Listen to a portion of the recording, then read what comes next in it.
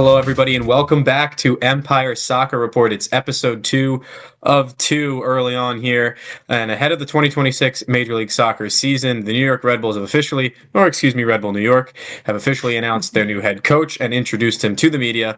It's none other than U.S. men's national team legend Michael Bradley. We've heard from him for the first time as the first team manager of the club today at the press conference at Sports Illustrated Stadium. This podcast will be coming out Tuesday, January 6th, the day after the introductory press conference. And I'm joined by a good friend of mine. You might have seen him on our other show, I should say, Puck on the Parkway. He's got the hat on. Big day for the New Jersey Devils last night. There's a whole can of worms that, the two of us haven't discussed yet. Maybe we'll do that once we're done with this show. But this is Empire Soccer Report. We're talking about Red Bull New York. It's Dan Rebain of Area Sports Network and Bad Dog Sports. Dan, how are you doing, man? And welcome to the show. Thanks for inviting me.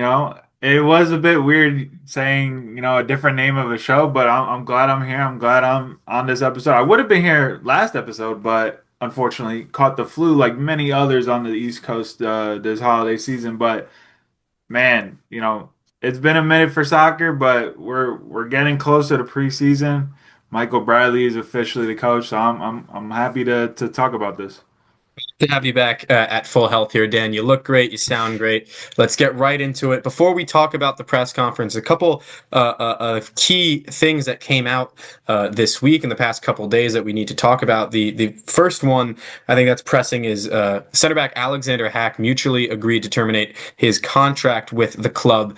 And this is a player that, we had talked about, Dan, whether on this show, just in passing or just at Sports Illustrated Stadium in general. Alexander Hack was brought in at the beginning of the 2025 season. Old friends with former manager Sandro Schwartz. They crossed paths at Mainz between 2017 and 2019.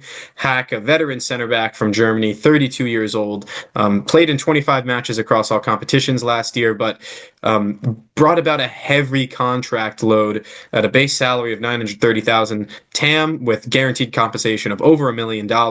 A TAM defender that, really came off the bench for most of the season is just not a luxury that most teams in Major League Soccer can afford. And there were some downfalls to his game, the highest bit being his lack of pace in a league that's so physical like Major League Soccer. Clearly a good defender with a great European pedigree like Alex Hack just couldn't make it work. And wow, Julian de Guzman, head of sport, to be able to get that contract off the books, I mean, that is a good continuation of what's been an already pretty strong offseason for Red Bull. Dan, your thoughts on the Alexander Hack contract termination? Yeah, I said it when it first happened. It's unfortunate because a player of his caliber was, a good bet for this team to make last offseason, bringing in a guy like him. But my one holdup with it was his lack of pace, and obviously that's what, did him in this season. He couldn't keep up with the speed of play this year, and it's unfortunate because he is such a good defender, such a good, cerebral player with the ball at his feet. But once that speed goes away, and he wasn't the fastest guy in the Bundesliga either. But I mean, when you're at this point of your career and you just can't keep up with the pace of play, it's hard to play you, and that's why he was on the bench, not even on the bench some games. So to get $1 million basically off the books, he was a TAM player. So to get that off the books and free that spot up, free some more money up is good for Julian de Guzman and Michael Bradley to look at, certain bigger name players or bigger impact players to bring into that spot that are gonna, come into the starting 11 and be, main players for Michael Bradley this upcoming season. So unfortunate that he goes after just 1 year, but it was definitely a move that they had to make. I was just actually surprised that they, pulled it off. Yeah, it's certainly difficult to be able to shed that much salary in one offseason. That's now the third TAM player that the New York has been able to move on from. Lewis Morgan, Kyle Duncan, and now Alexander Hack. From last season, only one TAM player remains, and that's Gustav Berggren, who was brought in midway through last year. Mhm. It'd be interesting to see what the contract for Cade Cowell looks like when we get that information. I'm sure he's like one of those players who would be on the edge of TAM money, maybe. Probably probably in that range. It's we'll have to wait and see. I think he might be a TAM player, but as of now, the only one that we are for sure about is Gustav Berggren. Yep. Alexander Hack, you mentioned it, like clearly a quality player, a Mhm. talented defender, especially with the ball. He created a number of goals from early long balls that were successful. Just defensively was victimized just for a lack of pace and for a long time. I mean, we've seen there are so many defenders like that, right, who are able to compensate for that deficiency in their game and athleticism or whatever it may be. And eventually the game catches up. I think Alex Hack just wasn't a proper fit for the team that Red Bull were trying to be in 2025. Certainly not a great fit for the team Especially that, in that three back system that they tried yes, out. Yeah. yes. For the team that they're trying to be in 2026, it doesn't fit. And he was brought in to be that replacement in the starting 11 for a guy like Andres Reyes, who went to San Diego FC after the 2024 MLS Cup final.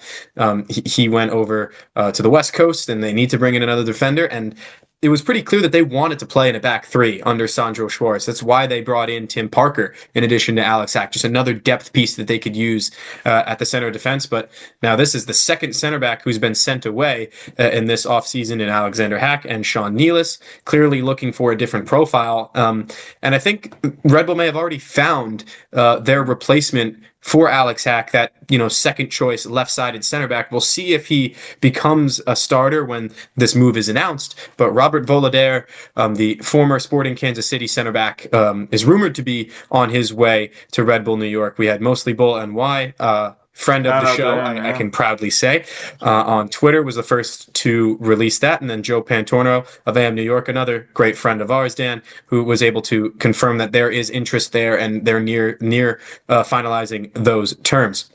So more changing of the guard at center back. Don't think that Red Bull are going to be done moving forward.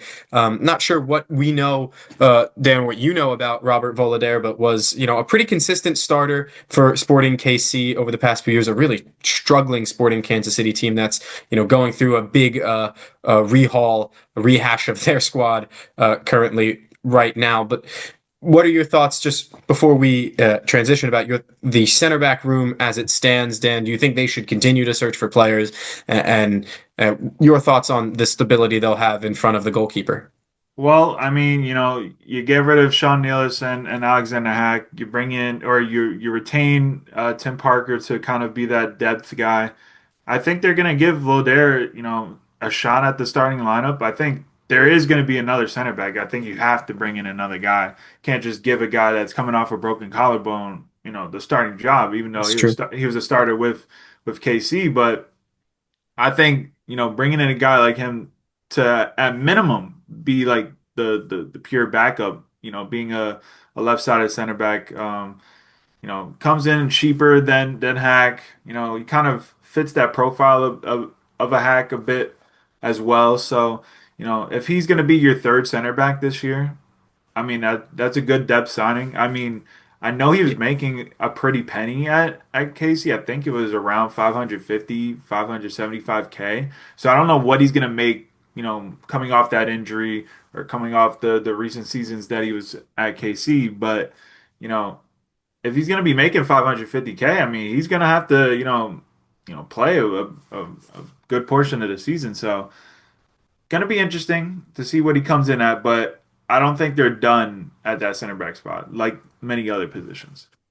Voloder, 24 years old, a left-footed center back. Alexander Hack, 32 years old. It's a move that made sense, but the fact that they were able to move on from that Hack contract that was pretty ugly. I mean that's good business Yeah. from Julian de Guzman. And I hope that whatever is next for Alex Hack in his career is a success because he was a consummate professional. It was great to talk to him, Dan. I know you Yeah. got the chance to speak to him at several times throughout the season last year. Yeah, so hopefully that there is a happy ending there for Alexander Hack as well. It's not the only transfer news that is surrounding Red Bull at the moment. We're going to get into another position when we talk about the Michael Bradley conference, but young Panamanians on the radar for Yeah. Red Bulls too. We already mentioned Gustavo Herrera was on their radar. In the last episode with Luca Richmond of RBNY Experience, Gustavo Mhm. Herrera was on loan at Deportivo Saprissa, the Costa Rican Giants, scored one goal from on loan from his parent club in San Miguelito, one of the higher touted forwards in Panamanian football for young players. And now a couple more from Plaza Amador, where Red Bull has already dipped into with several players in the past, They in love it. Alexander Julio, excuse me, and Aymar Sanchez. Again, don't know a whole lot about these players. We'll learn more about these players if and when these signings do get announced. But Red Bulls, too, continuing to look for young Panamanians. I mean, you've already got Aymar Modelo. You've already got Omar Valencia. You've already got Rafa Mosquera. Clearly a big network being cultivated there. Julian de Guzman must have a connection with CD Plaza Amador, it seems. I mean, Central America is a really good spot, especially for younger talent, cheap younger talent to kind of just bring in and test to see if they're, capable first team guys. We've seen it, in recent years with players you said like Mosquera, like Valencia. Nobody knew who these players were other than, people that were tapped in. But when you see them for the second team, I mean, they showed their quality. So, to bring in a guy like Sanchez at center back, he's I believe he's one of the highly or one of the best rated young center backs in Panama. So for a team that lacks center back depth, especially at the prospects level, for to bring in a guy like him, that would be a massive move. Um, Alexander Julio at right back. I mean, it just brings in more depth for wing back that Red Bulls clearly lacked. I mean, obviously they brought in Justin Che this offseason to play with Dylan Nealis, but other than that, not many names coming up through the pipeline other than Alex Gomez with the academy. So to bring in an 18-year-old who's almost 3 years younger than Aymar Modelo, that's already coming back for next year, just brings more competition. And then also, I think it was a couple of days ago from Saprissa down in Costa Rica, another guy was linked with Red Bull, and that's Hakeem Wilson, who's a winger. So another Costa Rican winger potentially coming in from to Red Bull to this upcoming season. And apparently, he's one of their highly rated prospects, and fans and media down there are kind of upset that he hasn't gotten a chance. So he comes in here and shows his levels. I mean, we already have a bunch of international players that have made that jump from the second team to the first team. But I mean, give these players a chance if they show their level. I mean, why not? So it's gonna be fun. A lot of Central Americans kind of in the Red Bull Two house for another season. So it's gonna be interesting. Certainly. And you mentioned a guy like Gustavo Herrera, who's already got caps with the Panamanian national team. Kind of fits the bill of a guy like Andy Rojas, who was a regular with the Costa Rican national team, through this year in World Cup qualifying as well. And then comes to Red Bull, is an important fixture with Red Bulls too. And we're looking forward to seeing what his role is going to be with the first team. So an exciting time. We'll see there are some changes to the rules as well with how international players can be utilized between MLS and MLS Next Pro. So we'll see if Red Bull is exploring ways to integrate players that way. Certainly going to be an interesting time. And you mentioned bringing in more defenders. Certainly the weakest part of that Red Bull 2 team that went on to win the MLS Next Pro Championship was its defense. That was a team that played really good, free-flowing attacking football. Back. And yes, specifically in the center of defense. Guys like Gutierrez and Yair Coyahuazo had promise at times, but for the players that have made the jump to the first team, your Neuen Benedetti, your Rafa Mosquera, your Andy Rojas, your Rold Mitchells, I mean, they're very clearly players in the attacking half of the pitch. Adri Mehmeti, another one who obviously plays on both sides of the game as a number 6. But it's very clear that the biggest jump between MLS Next Pro to the first team, at least in Red Bull New York, were the center backs. Yeah. So not surprising that if there's an area they're looking at, it's primarily in defense. But we will see what that looks like moving forward. And we certainly know, well, not certainly, but we certainly suspect that there will be changes in the center defense for the first team moving forward. We don't believe that they're done there. And that brings us nicely to the Michael Bradley press conference, his official unveiling, if you will, as the first team manager of Red Bull New York. He and Julian de Guzman were met by the media today at Sports Illustrated Stadium at 3 p.m. Excuse me, I keep saying today, but this will come out the day after on Tuesday for a 45-minute long press conference that we got to hear a good comprehensive bit. Unfortunately, Dan, you and I didn't get our questions in, but some questions that we had written down were asked by others. I know yours specifically stolen by good friend George of the Exchange FC, and that was one of the better questions. We're going to get into his in just a minute. Before we go and dig into some clips, Dan, what was your overall impression of that press conference? And if you could give either a silver lining or something to be excited about to the fans, what would it be that you'd say about the precipice of the Michael Bradley era that's upon us? I will say, like, if you've been paying attention the past 6 months, um, you would have came into this press conference seeing Michael Bradley talk the same way that he was talking to us with Red Bull 2, just on a bigger scale. And, they were talking about, you know, basically building this team to the way they want to. And it's going to be a younger team. We've already seen it with Alexander Hack going out the door, and they're bringing in a 24-year-old version of him. So, integrating these Red Bull 2 guys like Adji Mamedi, Andy Rojas, bringing these guys up that were integral parts for Michael Bradley last year and bringing them to the first team to see what they can do. And I think that's the biggest takeaway is that, you know, we're going to see a third DP, I believe, come in.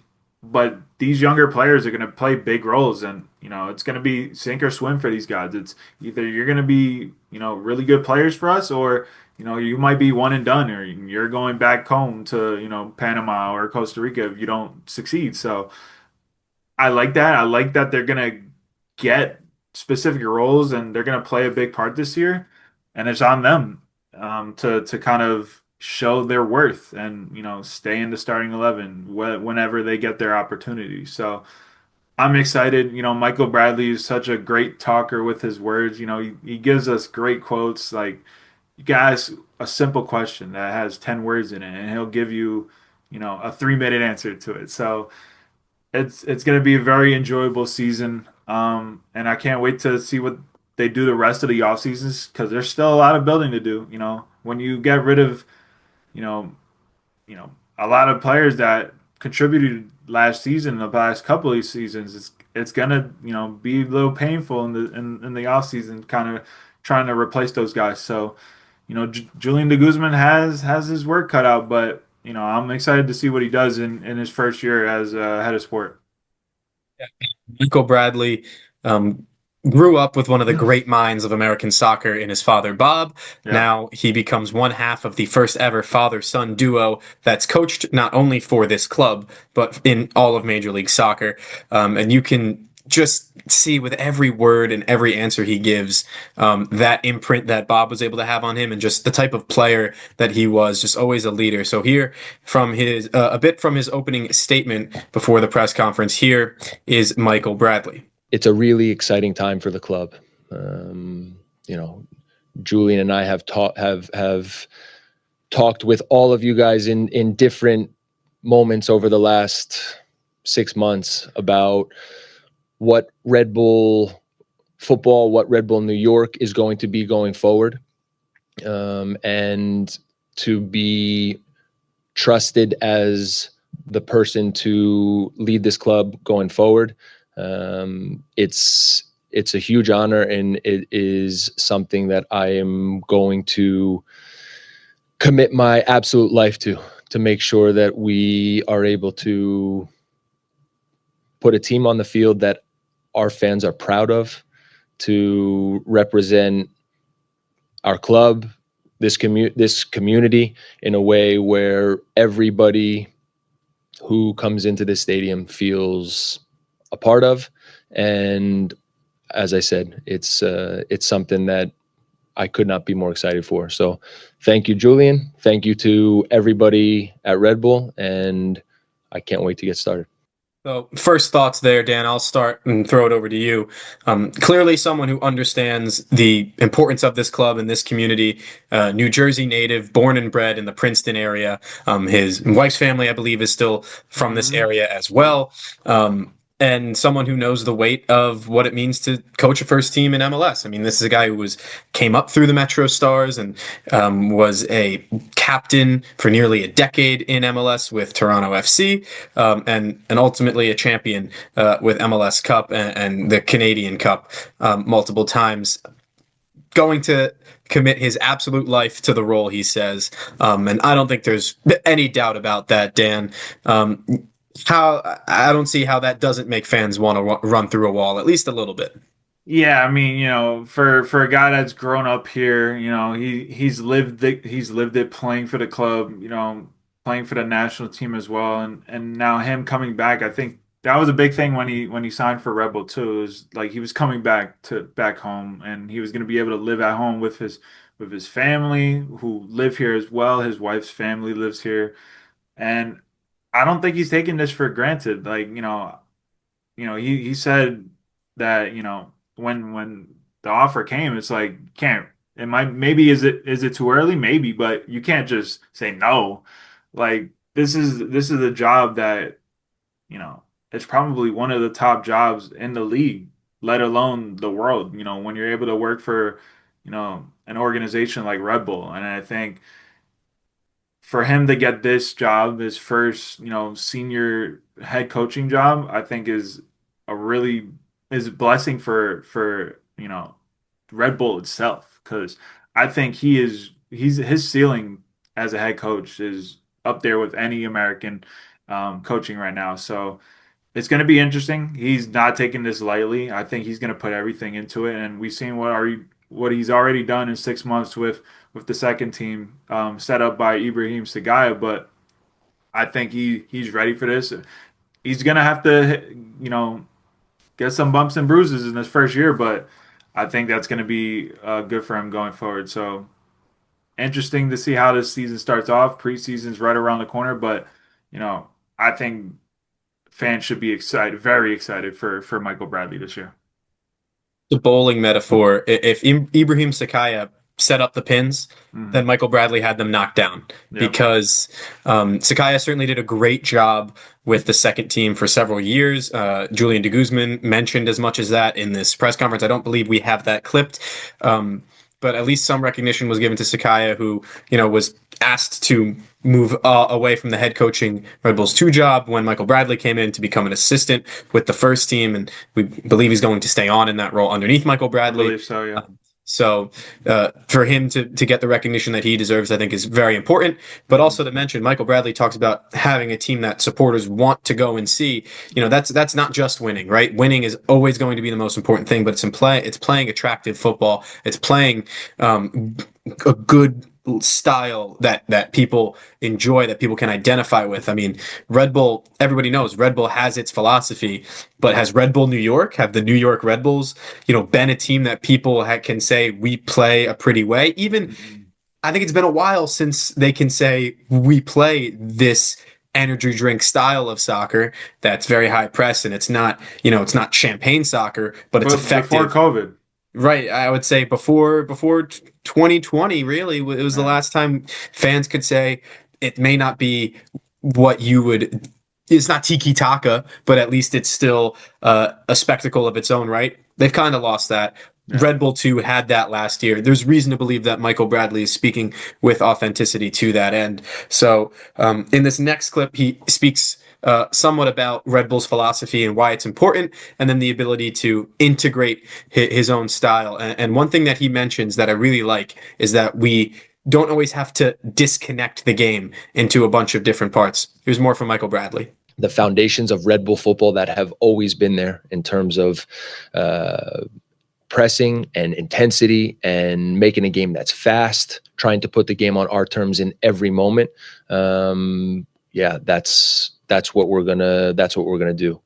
But we're also gonna try to combine that with really good ideas when we have the ball. And I believe strongly that the game is connected in every way. And I don't believe in separating the game into 100 different parts. I think the better and more aggressively you press, the more you have the ball. And the better that you can be with the ball, the more passes you can connect, the more ideas, the more ways you have to create chances, the better you'll counterpress and the more aggressive you can be against the ball. And so we are going to, from day one, set out to create an environment, to create training that challenges the players, that brings out the best in them, that develops them individually, and to create a team that when we step on the field, people watching, our fans, they watch, they look, and they see a team that is different. They see a team that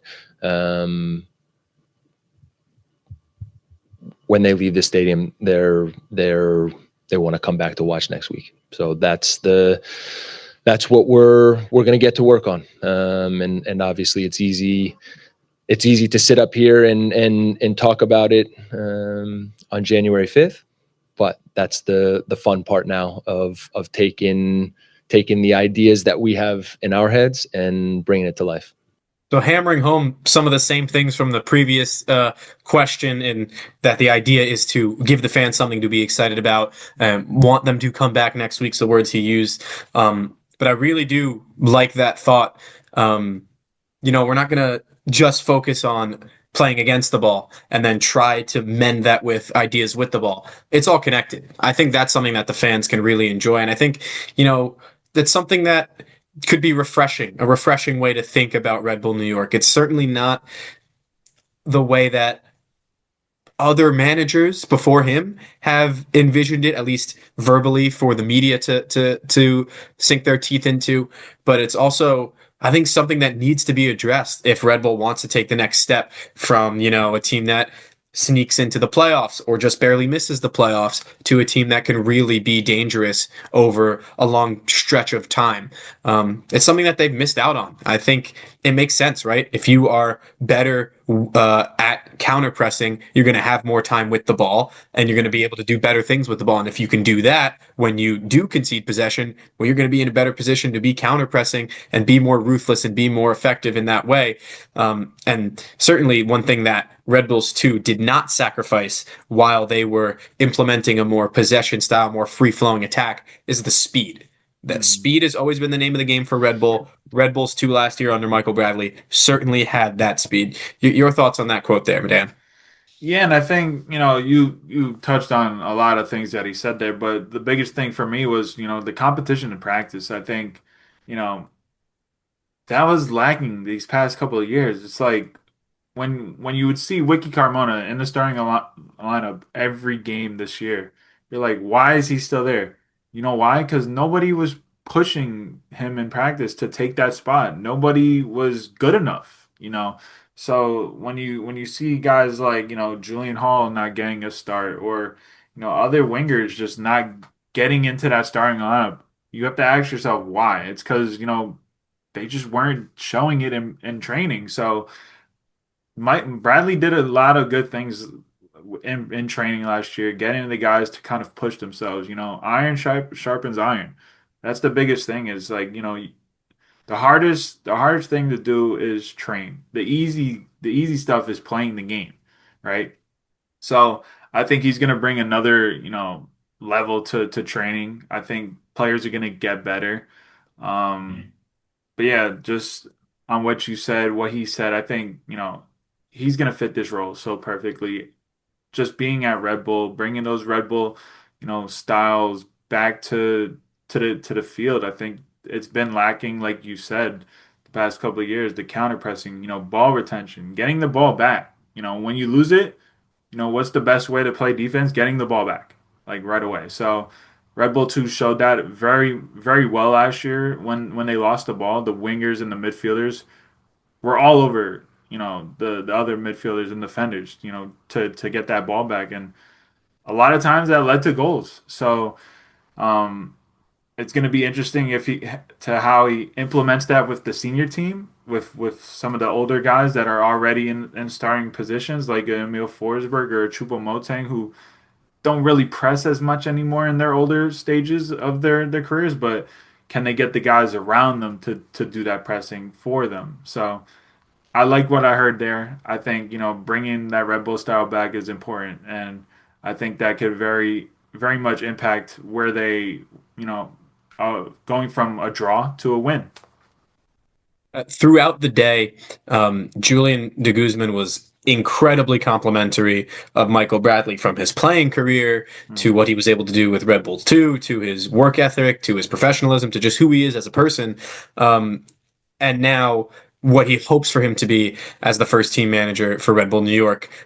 In this next clip, you're going to hear from Julian de Guzman go into further depth about what he's seen so far from Michael Bradley and his work ethic and why that's been impressive to him. Michael comes in and you see what he's able to do. He's young, he's hungry, he's fresh, he's ready to go. So those are the simple things that get you started to say, yeah, this is the right person. And then when you meet him, when you see him work on a day-to-day basis, and I'll give you a perfect example. I mean, there's days where I show up 7:45 in the morning to the office, but he's already there, and you think, okay, maybe this just is a one-off, but it's every day he's there. First one there in the room, preparing the sessions, just going through his video, going through the notes, and you watch that, you said, okay, this is a real dude. This is a real individual that's serious about his work. And then I will leave the office around 7 o'clock at night, and then he's the one doing box to box runs. At first, I thought it was one of our players, but you realize this guy is here to win, and this is not just a one-off. This is happening on the Tuesday, the Wednesday, the Thursday, and then everyone feeds off of that, from players, from staff, and that creates the culture. And this is the person you want every day in your building, and it makes you enjoy and love your job. And to see him do that every day, and the results speak for itself here at Sports Illustrated Stadium, November 8th, lifting up a trophy. You're like, okay, this is the right person. So he is certainly a unique individual. This is somebody you won't see every day. This is somebody, the type of person he is what we need in this organization as a leader, to develop not just these young kids that aspire to be pro one day, just like he was, but also everyone around him. He creates an incredible environment, brings top energy, and he's a super professional. And that's something that reflects what Red Bull's all about. And it was a no-brainer to bring him in right away. And if it was 6 months later, he's going to be a first team coach, great. If it was a year later, okay. But the time was right because of just who he is as a human being and as a professional. Yeah, high praise there once again from Julian de Guzman. That was fielding a question about why it was important to promote Michael Bradley when they did. Only 6 months under his belt as a head coach. This will be his first experience as a first team manager. Of course, he had time, a brief assistant gig under Jesse Marsh in Canada, and a few months underneath his father at Stabæk in Norway, which Michael Bradley credits learning a lot about how to operate as a coach from that experience. But I mean, if you're Audrey Mehmeti, for example, and you get to training and you're done with a day of training and you see the head coach, Michael Bradley, who has over 150 caps for the U.S. national team, and he's out running sprints from one penalty area to the other. I think that kind of gives you a glimpse into what it takes to get to that level. And I think Julian de Guzman's absolutely right when he says that's how you cultivate a culture at a club. Now, is Michael Bradley doing sprints at the training facility and getting there before Julian de Guzman does at 7:45 in the morning? Does that automatically mean you're going to win a trophy at the end of the season? No, of course not. There's still the game is played in between the lines, and it's 90 minutes long, right? And it's on a Saturday or a Sunday. But for that to be the process, for that to be the type of guy and I don't think anybody's surprised to be hearing that about Michael Bradley, mind you, but just to get a glimpse into what it might be like at the training facility, I think that goes a long way. I think there's a reason why de Guzman is as complimentary, and there's a reason why he's bringing this sort of thing up about Michael Bradley at the press conference, is because that is what separates him from others, right? It's maybe now a good thing that he's starting his coaching career so young. He's not so far removed from his playing days that he can relate to these guys a little bit better. And he's going to be just an unbelievable example of what it takes to get to that level. I mean, just yeah, your thoughts on Michael Bradley and his work ethic and de Guzman's perception of Bradley and why he had to bring him in when they did. I mean, it didn't take long for me to realize that he was going to be the guy. Like Right. once the opening came, whether like De Guzman said a year from now or a year and a half from now, that was always going to be Michael Bradley's job. He said all the right things when Sandro was let go. That oh yeah they're going through a search. They probably interviewed a couple of people, but in the back of his mind, he knew who he was going to hire, and that was Michael Bradley. You don't go through a 6 month process to hire a guy to then say we're going to bring in another guy as well, and we don't know when Michael Bradley's going to get his shot. Like you did all this effort, Michael Bradley went on to win a trophy with the second team in 6 months, and then it's just all about what Julian describes. The work ethic. On the field, in the locker room, on the whiteboard, the teaching aspect. Michael Bradley is a teacher in his own right, and there was a reason why when you talk to a bunch of the families from Red Bull 2 last year, when we're talking about the opening and who's going to get the job, they always said, yeah, that's Michael. We want Michael Bradley to get that job. One, because he's a developer, he teaches the game right. His tactics are on point. And he's a guy. He might not come off as it, but he's a big motivator. I mean, when you see a guy like him, his pedigree, in the locker room, I'd run through a wall and I don't even play. Like, get me on the field, coach. Put me in net. I mean, at a certain point, like, it's on the players to kind of get themselves up for that. But when you have a guy like Michael Bradley, I mean, it wouldn't take much for one of these kids to get on the field at Sports Illustrated Stadium and run through a player because Michael Bradley told him to. So um, it was very evident that Michael Bradley was going to get this job, not only because of his pedigree, but his work ethic.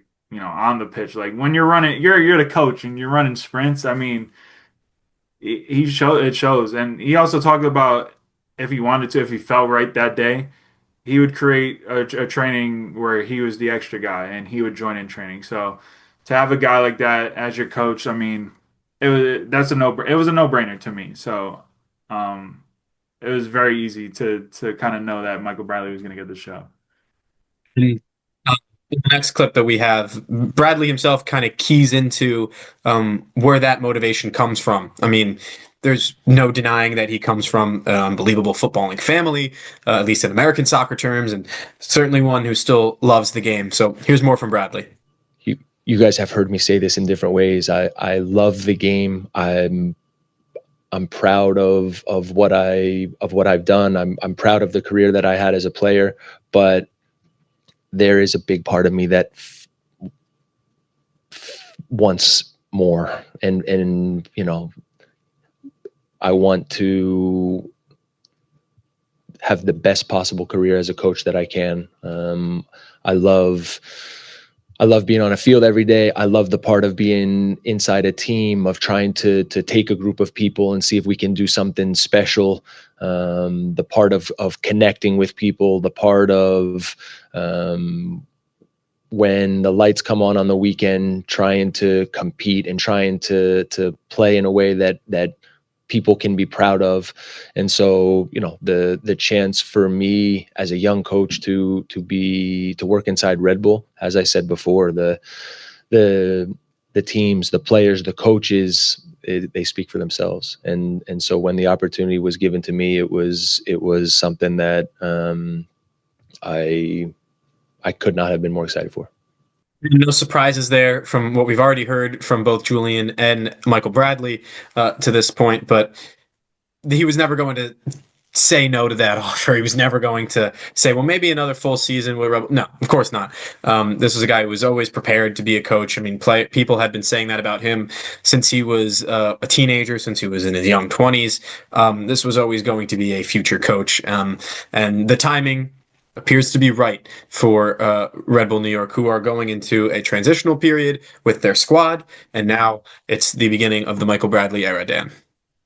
Yeah, and I think from that clip, him saying that he's hungry for more. I mean, you just eat that up as a media person, as a fan. I mean, to hear that as a fan is again, I'd run through a wall for this guy. He's such a great person, but he's just motivated by everything. Like he just wants more, and he just wants more. He could go on to win MLS Cup and just say, I'm not satisfied. I want more. I want another one." So, you know, if he can do that in year one, man, that would be magical. But he's here. He's not taking this lightly, and he wants to do the best he can and get this team to where the ultimate goal is, and that is winning MLS Cup. Previously mentioned, this next clip comes from George of the Exchange FC. Damn you, George. Yeah, and I know he took your question. I know you wanted to ask about the goalkeepers, but on top of that, he also asked an important question about how this team didn't make the playoffs last year. And he wanted to get a gleaning on what Michael Bradley's mentality was going to be, or his message for the fans, actually, on what to expect in this coming season. So let's hear that now. George from the Exchange FC. I have a question for the both of you. Mike, you just came from a team that won the championship. Now you're going to a team that didn't make the playoffs. So what's your mindset like, or what could you say for the fans to kind of put them at ease for what's about to happen? And Julian, have we addressed the goalie situation yet? Not yet. No, we're not there yet. We're fairly close. And I think we have a really good idea as to this fit, and certainly we need to button that up quite soon. Preseason's around the corner, but we're fairly close. We're going to get to work. The part of trying to build a team that represents this club and this community in the best possible way. Obviously, this club has had a long tradition of making the playoffs, and when there's a season where that falls short of expectation, with that there's a lot of emotion, anger, frustration, disappointment. But I can promise everybody that there isn't one person on the inside of the club or on the inside of the organization that is happy or satisfied with where things are. We've spent every minute since the season ended trying to work and trying to organize and trying to put together a team now that can step on the field next year and play and compete in the best possible way. And so I know the history of this club. I know that there was a long tradition and a long streak of making the playoffs. I also know that in that streak of making the playoffs, there was heartbreak and disappointment in the playoffs. And that is when we think about the football that we want, when we think about the team that we want to build, it's not just with the idea of how can we scrape back into the playoffs. Yes, the playoffs is the first goal. We know that. But it is still with the idea of how we can put a team on the field that can compete and play football week in and week out, that when people come into the stadium, they're proud of, they're excited about, and that with the right work and with the right time, we have a group of players and a team that can really do something. And so that's what drives every single one of us every day. That is what has consumed me for the last bunch of weeks, and I will wake up and go to bed thinking about every single day for as long as I'm here, and I couldn't be more excited by the challenge. But quite a bit there. But first and foremost, Michael Bradley hammering the same points over again, wants to give the fans something to be excited about, give them a reason to keep returning to the stadium, but also clearly identifies the goals not only just to make it back to the playoffs, but to then go and contest for trophies. I mean, that's what every fan wants to hear. But I think the most surprising part of that came from Julian de Guzman, his answer about the goalkeepers. I know you were really interested to hear what he would have to say about that. I'm, for one, am surprised that they're not going into the season thinking about John McCarthy as the temporary solution to the starting goalkeeper position, and then Aiden Stokes will kind of be the understudy until AJ Marcucci returns back to health, and he can then challenge McCarthy for the starting job. It seems like they're still looking for, I assume, a starting goalkeeper, or maybe a player to compete with McCarthy. Dan, your thoughts on primarily the goalkeepers here?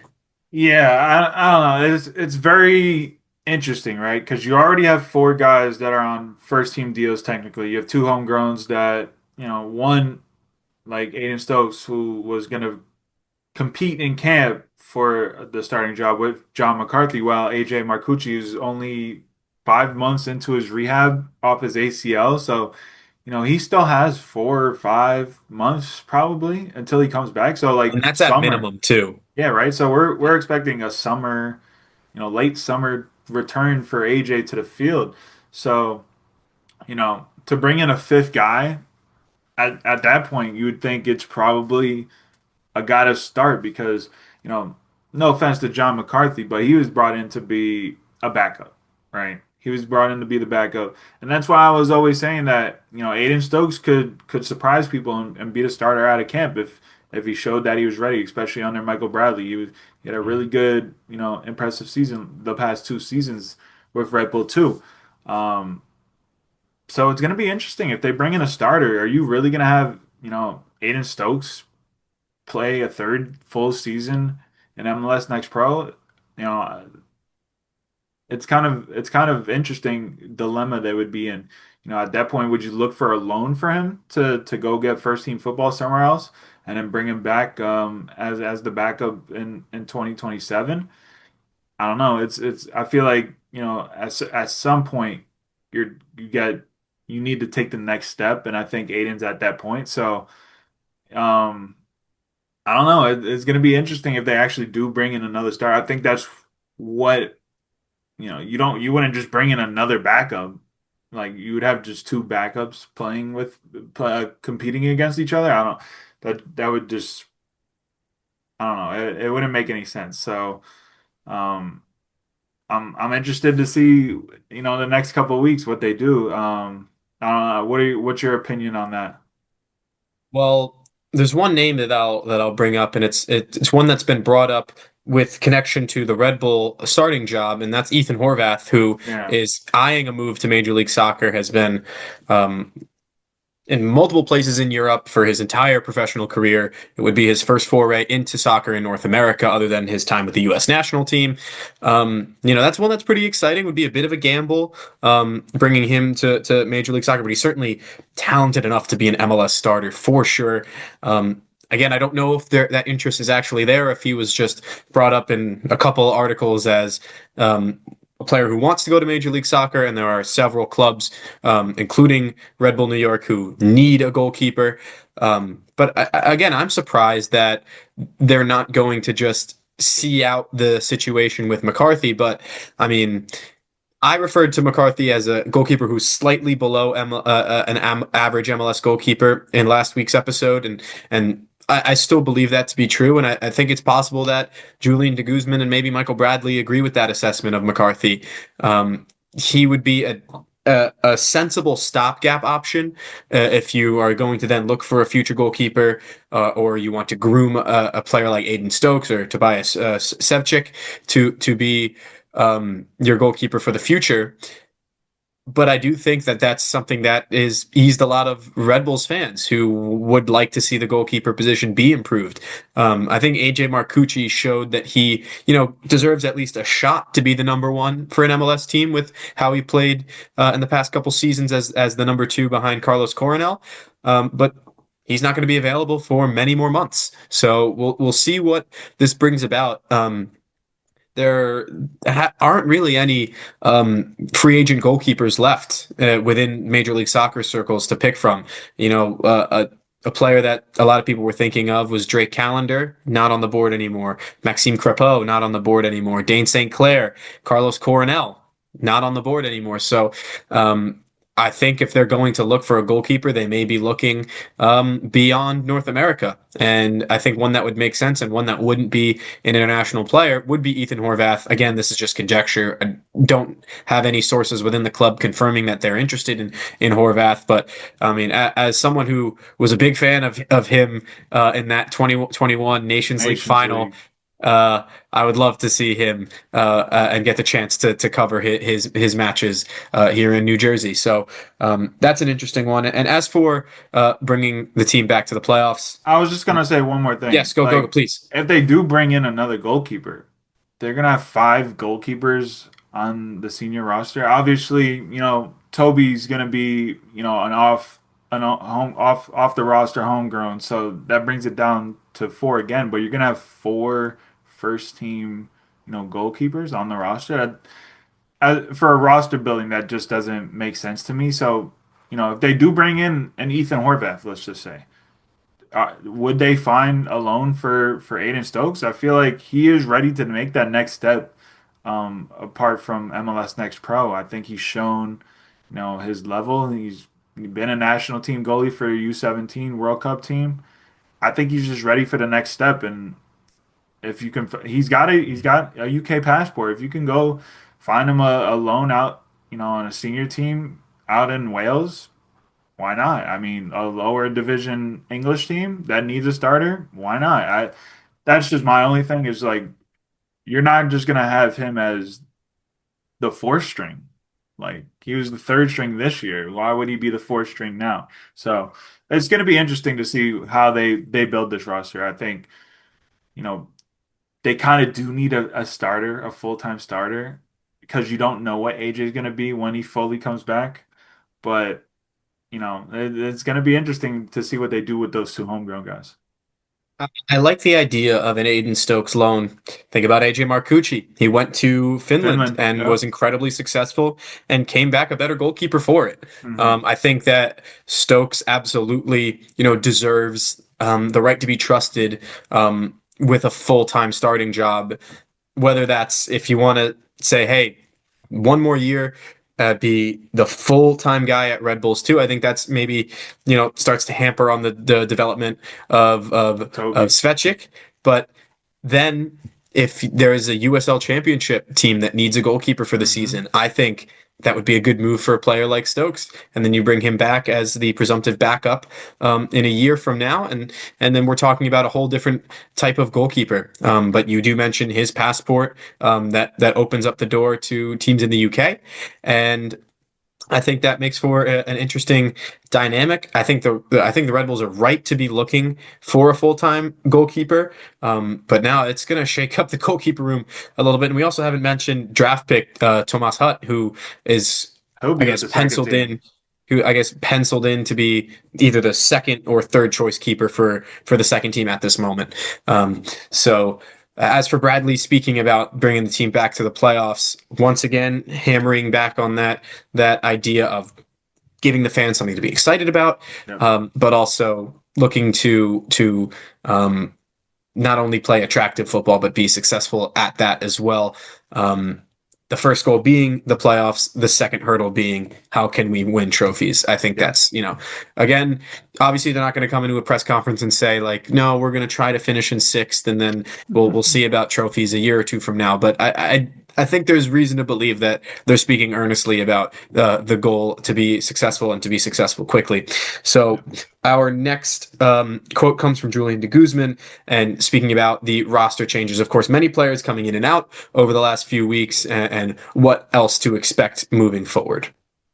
Yeah, you look at a season that that we had. I mean, obviously disappointing, and wasn't the most memorable one for any fan of Red Bull. You know, credit to Sean, Lewis, Peter. I mean, these guys have been exceptional individuals, professionals, and when you look at the type of football that we will play going into the era of Michael Bradley and the future of New York Red Bulls, we need change. It's as simple as that. And, Sean was, for me, a great individual, great human being, professional. He's done an incredible amount of stuff here at Red Bull, had success as well. For him to move on, it was the right time. Lewis Morgan as well. I mean, it was unfortunate last season with the injuries. A breath of fresh air probably makes the most sense for him.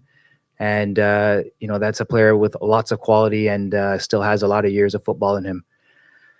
Peter Stroud, again, a young Red Bull, a homegrown player coming from the academy, right? And that's a success story for us when we have these players coming through the academy, getting their first professional contracts at Red Bull, and we get to celebrate that. He's had a lot of football here as well, but he deserves a chance somewhere where he's going to continue to enjoy his football and develop as a young player. So I've always told those players it won't be the last stop here at Red Bull, or the last time they're here at Red Bull, sorry. But there's always a chance they could maybe have the career like a Tim Parker, who had success here and is able to come back and finish his career, hopefully, at Red Bull as one of the top leaders here. So, but it's important that we start to, go young and fresh and bring in some top energy. Cade Caldwell, for me, is a great example as to the direction we want to go. And you see a player like him and what he's been able to do in his early career at San Jose, go to a top club like Chivas in Liga MX, and he wants to play football, but he also fits the identity that we have here at Red Bull. And this is the type of guys that we want to start to continue to invest in, but also open up the doors for the Audrey Mehmetis of the world, Ronald Donkor. I mean, these are young guys that need a chance to play, need minutes. Victor Bogac as well. I think these are players that need to start showing themselves and the potential and qualities that they deserve, and they will get chances. But the most important thing is making sure we are able to build this team that suits and fits the ideas that we have. Michael's been able to show it with the Next Pro team and how exciting that football's been. And these are the type of players that we want to continue to introduce into this environment here at Red Bull. You've seen some of the things that we have been able to do in terms of players moving out, some players moving in, and I think we all feel good about that part. In terms of the direction of the team and how that influences then players that we are looking for. As Julian said, we're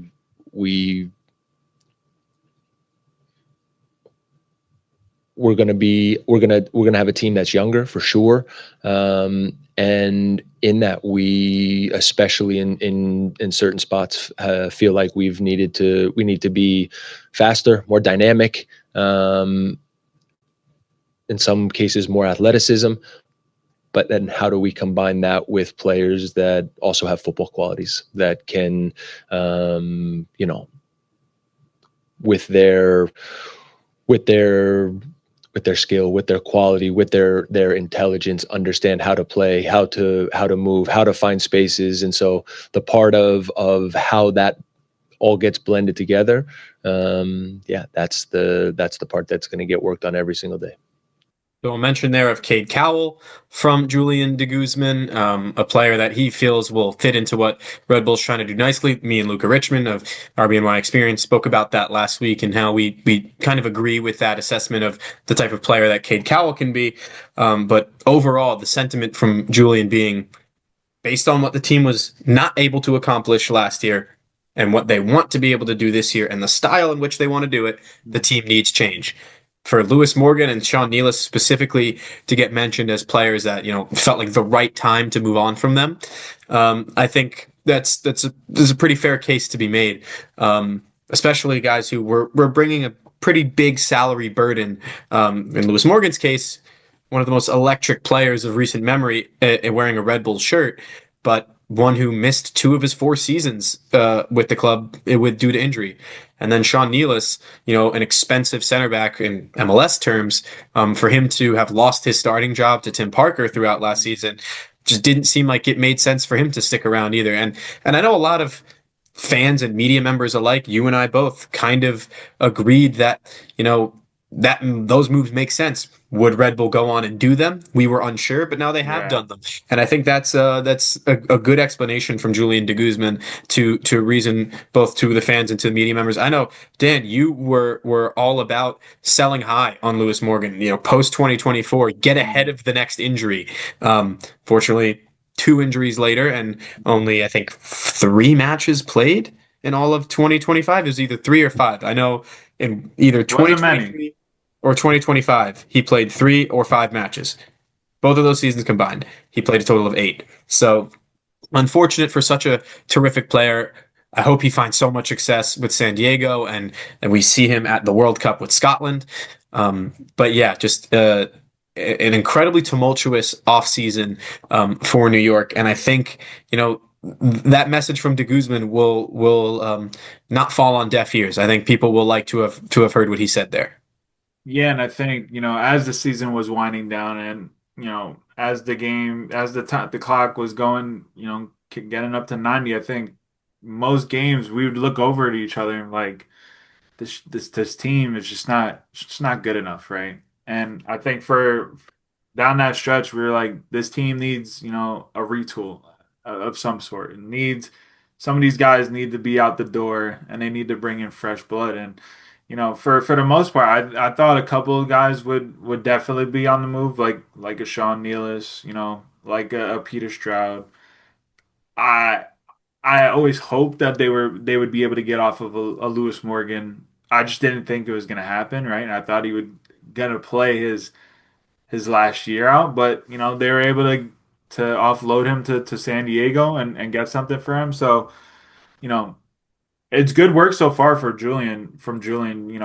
Getting players off the books. Now it's even harder to find those replacements, find those guys, go scout them, and figure out if they are the right player for Michael Bradley's system, and then go and buy them. That's another big thing, is to actually pull off some of these deals. Because in the past, Red Bull have found players, but they just haven't been able to get deals over the line or get them done. So it's about going out, because they've kind of done the hard part, right? Is get some of these players off the books, like Alexander Hack. I think that was the biggest one. Like, we thought we would just be stuck with him for a million, but you're able to get off of him. Lewis Morgan, Sean Nealis, some of these higher salary guys now off the books. There's so much flexibility in the roster. International spots, maybe not, but you can always trade for those at the end of the day. So it's about going out there, trusting your scouting department, and then actually getting the deals signed, done, getting them over, getting their visas in less than 2 months. And then, getting these guys on the field for preseason, which is a couple of weeks away. So still a lot of work to do, but again, I think I'll harp back on this. I've liked what Julian's done so far, and building this roster, kind of freeing up these spots, getting the flexibility, and building the team the way that he and Michael Bradley envision it going forward. Segues nicely into what will be our final clip of the show today. And it's Julian de Guzman speaking about his ambition for the beginning of the Michael Bradley era and what he thinks will bring about success moving forward. We need to continue to respect the people that are coming out to these games wanting to see a winning team, right? A huge part of our culture is obviously being young, and that's going to remain this, as is. We want to be fun. We want to be playing attractive football. And we do, like Michael said, we don't want to just scrape our way into the playoffs and then call it a day, So that's not our standard. And I never came into this position thinking that I will settle for that. Michael himself. I mean, you talk to this guy on any given basis, you're sensing titles, and I think I'm sorry, I'll rephrase that. I know we are on the right track. Appointing him and bringing him as a head coach, as a leader for the first team, for me, that's a massive check mark. Now we got the right people involved, the right decision makers. We're all aligned.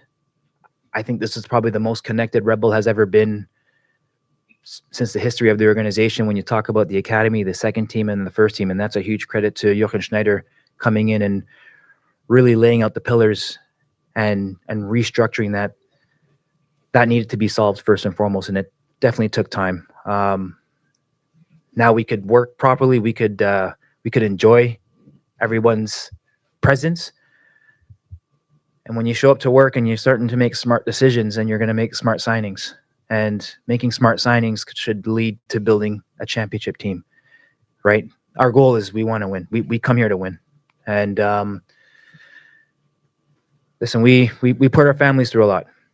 And we need to go home and tell our families, listen, it was worth doing it, believe me. So we're not here to waste your times, and we certainly are on the same page, and we see eye to eye from over here to any fan that comes out to Sports Illustrated Stadium that's following this team. We're here to win, and that's definitely on our minds.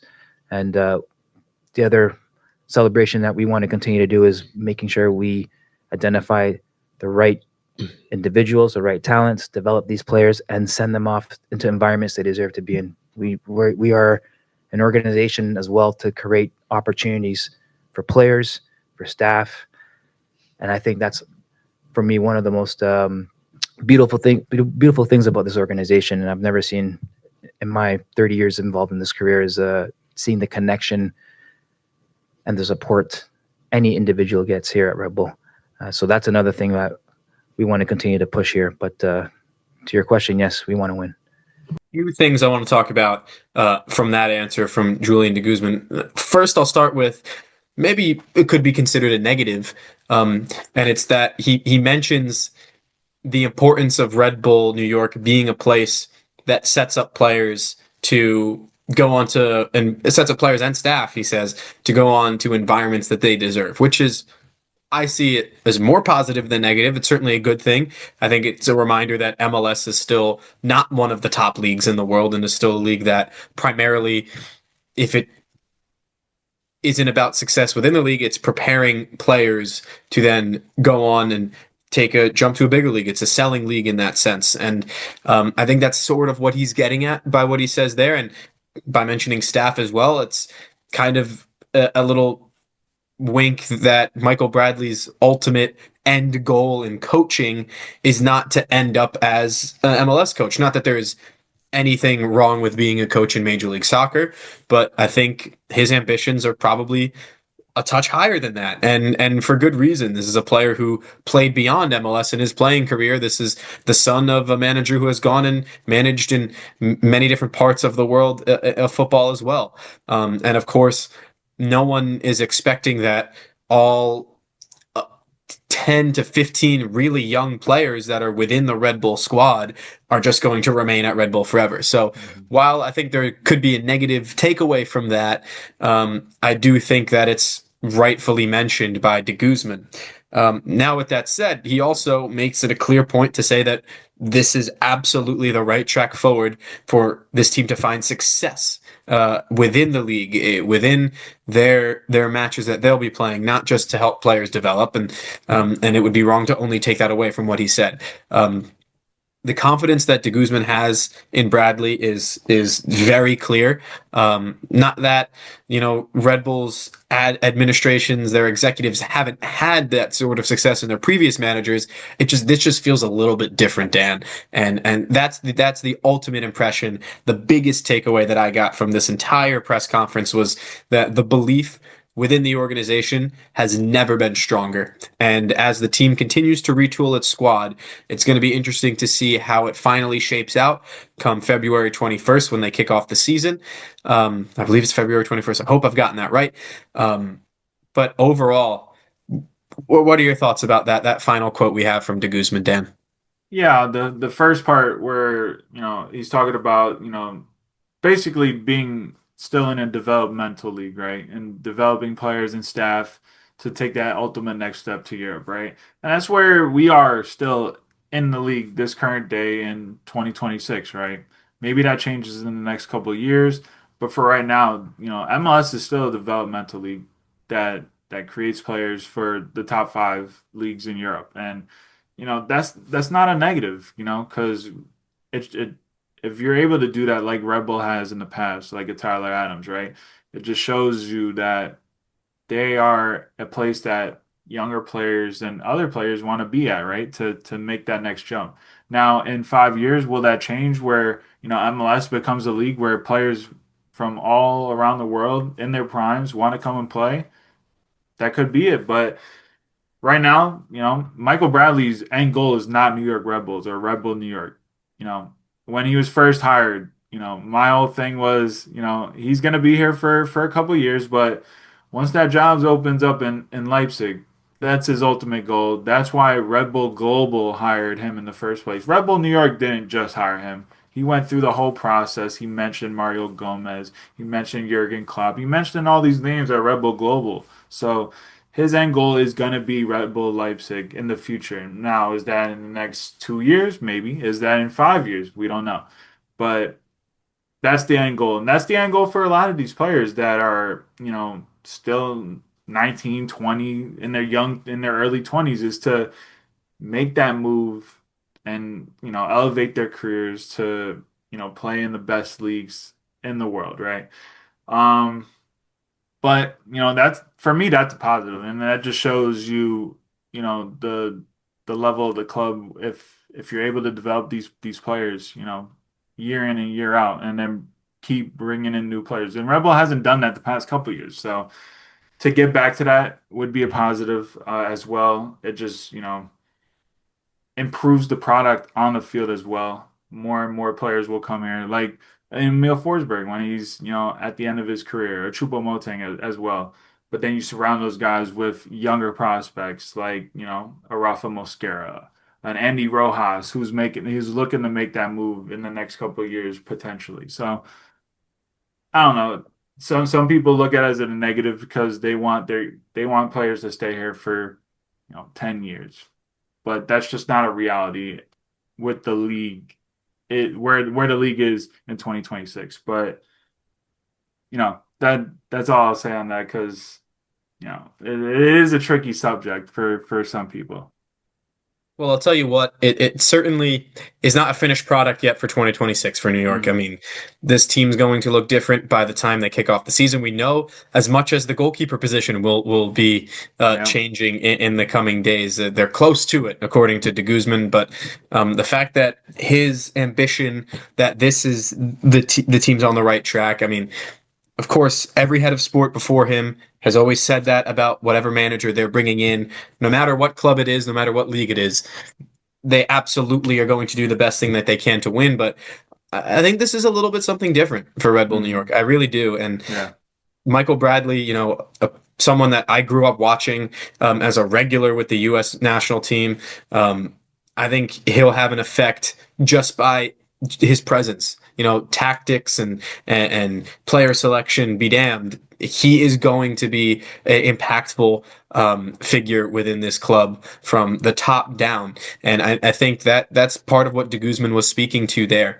And it's going to make for a very exciting first season in charge, and we'll see what the squad looks like, and we'll see how they shape out come February. We're only, a little under 2 months away from the start of this MLS season. We're only about a week away from finding out what their preseason plans look like. That was confirmed by the club, and just so much to be excited about and look forward to moving forward for Red Bull New York. But that brings us to the end of our second ever episode of Empire Soccer Report. I want to thank Dan Rebain for joining me from Area Sports Network. Dan, let everybody know where your work is going to be and where folks can find you. Yeah, with all the news for Red Bull, you could go find me over at Area Sports Network. But for now, you can find me over at Bad Dog Sports for Army Hockey. They just came off a win against Northeastern. Their second against the Huskies this season. They swept them 4-0 against Hockey East this year. That's very surprising to me, especially how they've played in conference play this season. But 2-3 months left in the season as they head into the playoffs. So hopefully they clinch a spot there in Zach McKelvey's first season. So go check me over there at Bad Dog Sports for Army Hockey and all Army sports related news. Well, thank you again, Dan Rebain. And thank you to our listeners and watchers for joining us on Empire Soccer Report. We'll be back.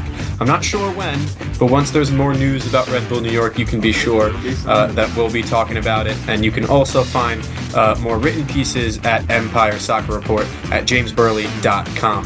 So thank you so much for joining, and we'll catch you guys next time on Empire Soccer Report.